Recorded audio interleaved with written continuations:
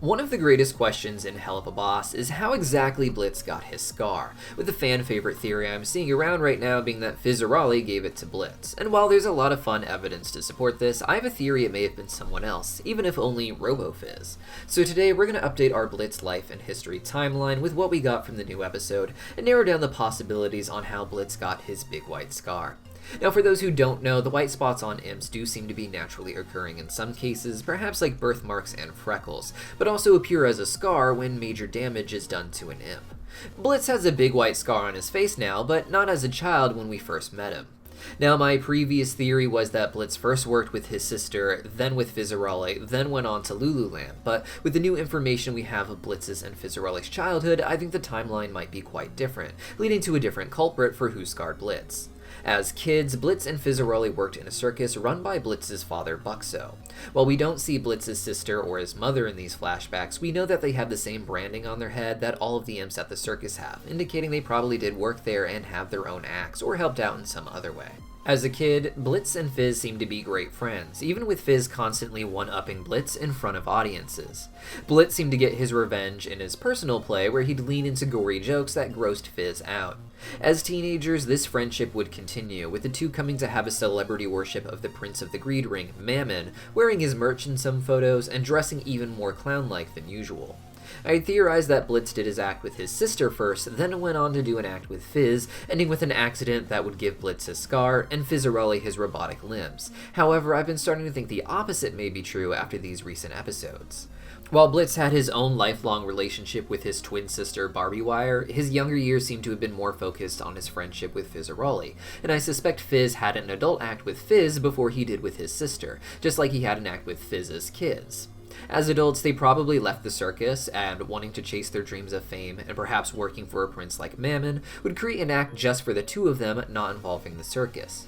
In the 2022 trailer for Helluva Boss, we can even see what looks like a flashback of the two performing together as adults. There is a bit of foreshadowing that something went tragically wrong for Fizzarolli at this time, hinted at in Blitz's childhood game of a horse losing its legs in a war in a bloody, gruesome fashion. Fizzarolli uses a lot of fire in acts, and Blitz seems to maintain his clumsy nature into adulthood, so it's easy to imagine Blitz messing up an act and injuring Fizzarolli. But even if Blitz wasn't at fault, it seemed to lead to their falling out, and Fizzarolli hating Blitz either way. This is where I had originally theorized that Blitz got his scar as well, but I think instead he may have walked away mostly unharmed, instead went on to start his circus act with his sister, where we know he still hasn't had his scar yet. Whether or not there was an accident that injured Fizzarolli, he and Blitz would have a falling out, and it would end with Blitz now working for and dating Osmodius, as well as starting to produce a line of Fizzarolli-based love robots. Blitz's sister is implied by Vraska to have gone on to find some fame before losing popularity, seemingly without Blitz. We have no idea what the falling out between him and his sister was at this point, but their falling out seemed to end with her finding some fame while leaving Blitz behind again. From here, Blitz would have his last attempt at fame in a solo act for Lululand, a far cry from whatever dream he had for fame before with his sister and his best friend. Instead of working with his best friend Fizzarolli, he'd now be working with a knockoff robot version of him who the kids loved more than Blitz. The interesting thing about this flashback with Blitz working at Lululand is we never see his scar. If he had received the scar from an accident with Fizz, he would have it here, but it appears to be entirely missing. While it may look like the face paint, lighting, and angle may be hiding the scar, in a jump cut to the present with Blitz in an identical position, we can see the white scar on his face creeping all the way down and around his neck into the shot, seeming like it was meant to purposely inform us that Blitz did not have his scar while working at Lululand. After this, he would seemingly go on to date Vraska and be her bodyguard, where we would see he has his scar in some photos. So when did he get it and how? If Blitz was Vraska's bodyguard, it's possible he got the scar from her, just something he gained as part of the job protecting her.